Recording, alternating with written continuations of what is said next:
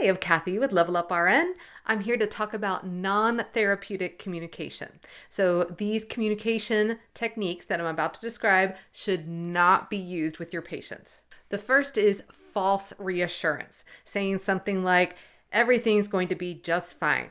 You actually don't know that everything is going to be just fine, so this is really not therapeutic. Next, we have closed-ended questions, such as, are you feeling sad?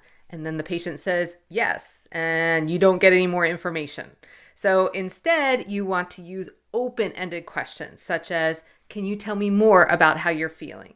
Next, we have why questions, such as, why are you so angry? Well, that just really puts the patient on the defensive, so it is not therapeutic.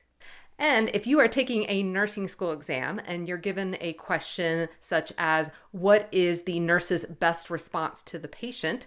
And one of the options starts with why, you can pretty much cross that one off. I have never seen that be the right response when it comes to therapeutic communication type questions. What other non-therapeutic communication techniques do you know? Leave your answers in the comments.